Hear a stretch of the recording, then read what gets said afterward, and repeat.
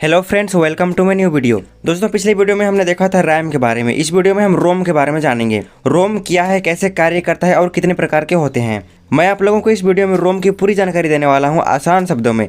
आप सिर्फ वीडियो को लास्ट तक देखिए। चलिए वीडियो स्टार्ट करते हैं। रोम का पूरा नाम होता है रीड ओनली मेमोरी, जो सिर्फ डेटा को रीड करने के लिए होता है। ये कुछ इस प्रकार का होता है, ब्लैक कलर का। ये एक चिप के रूप में कंप्यूटर सीपीयू के मदरबोर्ड पर स्थित होता है, जो डेटा को अस्थायी रूप से यानी परमानेंट स्टोर करता है।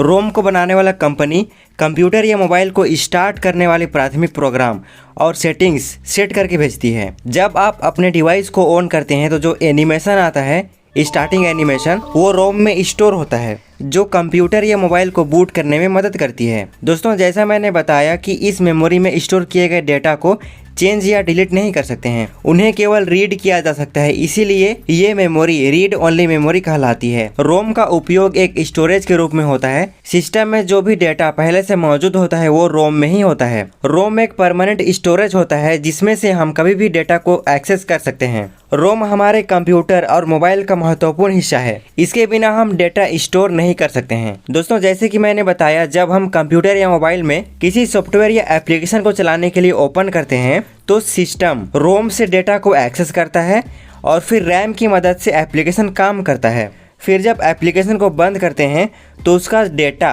वापस रोम में चला जाता है और रैम से डेटा खाली हो जाता है। क्योंकि रैम सिर्फ कार्य करने के लिए होता है, वो डेटा को स्टोर नहीं करता, जो कि हमने पिछले वीडियो में बताया था। रोम में जो कुछ भी होता है, जो कंपनी से सिखाया है, उसे हम कभी मिटा नहीं सकते हैं। वो परमानेंटली रहता है और ये नॉन वोलेटाइल होता है, मतलब ये कभी भूलता नहीं। इसमें जो भी डेटा होता है वो कभी नहीं मिटता है। दोस्तों, रोम का उपयोग कंप्यूटर या मोबाइल के अलावा अन्य बुनियादी इलेक्ट्रॉनिक डिवाइसेस जैसे washing machine, smart watch, TV, video games, robot, remote, speedometer and और भी अन्य डिवाइसेस में किया जाता है। दोस्तों, अन्य इलेक्ट्रॉनिक डिवाइसेस में रोम तो होता है, लेकिन उसको कंपनी जो भी सिखाया है सिर्फ वही वो करता है। फॉर एग्जाम्पल, आप यहाँ पे समझिए, ये है स्पीडोमीटर जो कि गाड़ी में रहता है। आपका गाड़ी का स्पीड जितना भी रहेगा उस हिसाब से रोम यहाँ दिखाता है। लेफ्ट राइट मुड़ते हैं तो रोम को पता होता है कि इंडिकेटर लाइट को जलाना है। गाड़ी का आप जैसे ही हेडलाइट जलाते हैं तो रोम को पता होता है कि जैसे ही लाइट जलेगा तो मुझे इस वाले लाइट को जला देना है।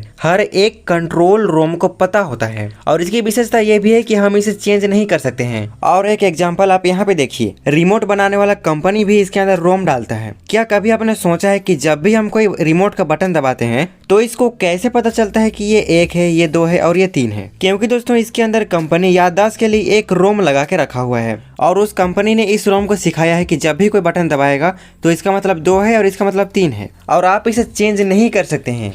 इंसान भूल जाएगा लेकिन ये रोम कभी नहीं भूलता है। आइए जानते हैं कि रोम कितने प्रकार का होता है। रोम जो उसके स्ट्रक्चर, मैन्युफैक्चर और डेटा मिटाने के अनुसार 3 प्रकार का होता है: पी रोम, ईपी रोम और ईईपी रोम।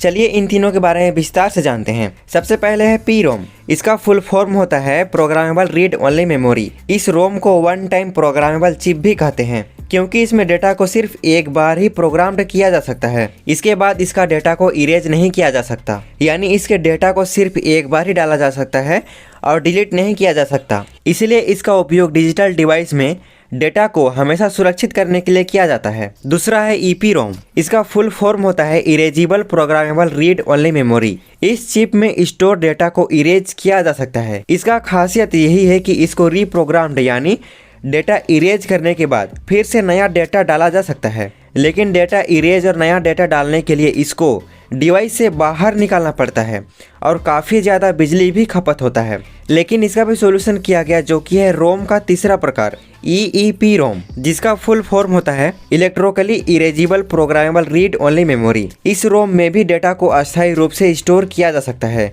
और अगर डेटा को इरेज करना हो तो डिवाइस से बिना बाहर निकाले अनगिनत बार रीप्रोग्राम्ड यानी डेटा को मिटाकर नया डेटा डाला जा सकता है। दोस्तों, रोम का ये तीनों प्रकार तो है ही, लेकिन बाद में रोम का एक और प्रकार आया, जो कि है फ्लैश मेमोरी। इसका खासियत ये है कि अगर बिजली नहीं होगा तो भी इसका डेटा को मिटाकर नया डेटा डाला जा सकता है और वो भी सेकेंडों में। इसलिए तो इसका नाम फ्लैश मेमोरी है। दोस्तों, आई होप कि आप लोगों को सब कुछ समझ में आया होगा, लेकिन फिर भी आपको कोई डाउट है तो हमें कमेंट करके पूछ सकते हैं। और अभी तक वीडियो में बने हैं इसके लिए थैंक यू। वीडियो पसंद आया है तो लाइक भी कर दीजिए एंड आगे भी ऐसे ही कंप्यूटर से रिलेटेड वीडियोस पाने के लिए सब्सक्राइब करना ना भूलें। मिलते हैं नेक्स्ट वीडियो में। Thanks for watching.